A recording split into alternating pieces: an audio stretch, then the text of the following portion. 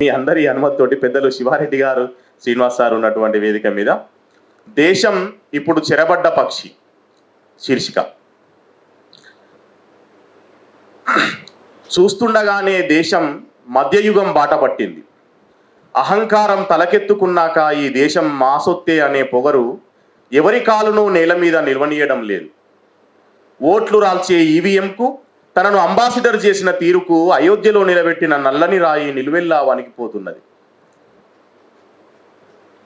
ఏది ఏమైనా పాచికలు పారుతున్నాయి, పాదుకలు కొందరి గుండెల మీద బలవంతంగా వాలుతున్నాయి. మూర్ఖత్వం అధికార పీఠం మీద పగలబడి నవ్వుతోంది. దగా పడడం కొత్త కాదు, దేవుడి రూపంలో మరోసారి దండెత్తడమే ఈసారి అసలు విషాదం. డిజిటల్ యుగంలో మెదళ్లను వాడు వేదకాలానికి తరలిస్తున్నాడు. సనాతనం ముసుగులో వాడు సన్యాసులను పెంచనున్నాడు. ఒకే ఒక్కటనే వాడి కోటిన్నొక్క చీలికల ఎత్తుల నడుమ దేశం ఇప్పుడు చెరబడ్డ పక్షి. వేటగాడు స్పష్టం, వెన్నుపోటుదారులు స్పష్టం, అన్నీ అందరికీ తెలిసిన పాత్రలే. మౌనం మాత్రమే ఇప్పుడు పెద్ద జబ్బు. మౌనం మాత్రమే ఇప్పుడు పెద్ద జబ్బు. తగలబెట్టేవాడు తగలబెడుతున్నాడు, చోద్యం చూసేవాళ్ళు చూస్తున్నారు. పక్కవాడి ఇల్లు కాలుతుంటే చేతులు కాల్చుకుంటున్న వానర సేనల్లారా, రేపు తగలబెట్టేది ఇక నీ ఇల్లేనని గుర్తించండి. రేపు తగలబెట్టేది ఇక నీ ఇల్లేనని గుర్తించండి. ఈ దేశం మీదే కదా స్వేచ్ఛను ప్రబోధించిన శాంతి కాముకుడు నడయాడింది. ఈ మట్టి మీదే కదా సమానత్వం సరికొత్త బోధనలు చేసింది. ఈ భూమి మీదే కదా అందరం ఒక్క తల్లి బిడ్డలమే అని చేతిలో చేయేసి చెప్పింది. మరిప్పుడు చరిత్ర ఏమవుతుంది? ఏ గోముఖ వ్యాఘ్రాలు మన మధ్యలో మంట పెడుతున్నాయి, ఏ కబంధ హస్తాలు మనం బంధాలను కబలిస్తున్నాయి. బతుకొచ్చినోడి బరిదెగింపే ఇప్పుడు రాజకీయమై ఊరేగుతుంది. భక్తి పూసిన కత్తిని నూరుతున్నాడు వాడు. నీ మెడ మీదో నా మెడ మీదో అది వేలాడుతుందని గుర్తించకపోవడమే అసలు విషాదం. ఈ ఆర్యన్ దేవుళ్లకు నువ్వు తలాడించినప్పుడే వాడికి సంపుడు బంజం దొరికింది. ఈ ఆర్యన్ దేవుళ్లకు నువ్వు తలాడించినప్పుడే వాడికి సంపుడు బంజం దొరికింది. నెమ్మదిగా వాడు నీ పోషమ్మను మైసమ్మను అంతం చేశాడు. మన బీరప్పను కాటమయ్యను ఎప్పుడో కాటగలిపాడు. నిన్ను మాయ చేసి టూరిస్టు బస్సులో నిన్ను అయోధ్యలో దింపుతాడు. నీకు దైవదర్శనం అయ్యే లోపు నీ ఓట్లను జేబు దొంగయి కాజేస్తాడు. పారా హుషార్, నీ ఓట్లను కాజేస్తాడు. Thank you అనందాల్. మీ అందరి అనుమతితోటి పెద్దలు శివారెడ్డి గారు, శ్రీనివాస్ సార్ ఉన్నటువంటి వేదిక మీద దేశం ఇప్పుడు చెరబడ్డ పక్షి శీర్షిక.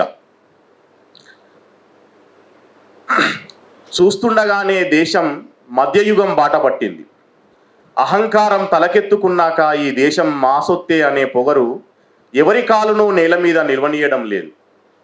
ఓట్లు రాల్చే ఈవీఎంకు, తనను అంబాసిడర్ చేసిన తీరుకు అయోధ్యలో నిలబెట్టిన నల్లని రాయి నిలువెల్లా వణికిపోతున్నది.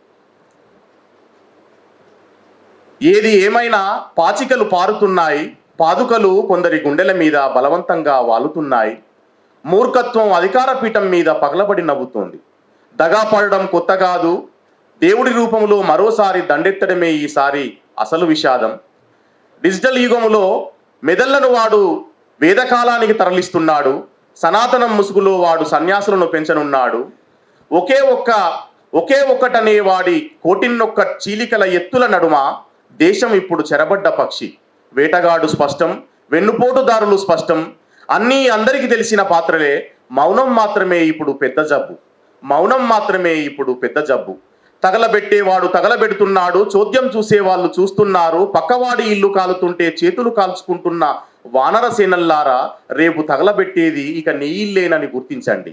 రేపు తగలబెట్టేది ఇక నీ ఇల్లేనని గుర్తించండి. ఈ దేశం మీదే కదా స్వేచ్ఛను ప్రబోధించిన శాంతి కాముకుడు నడయాడింది.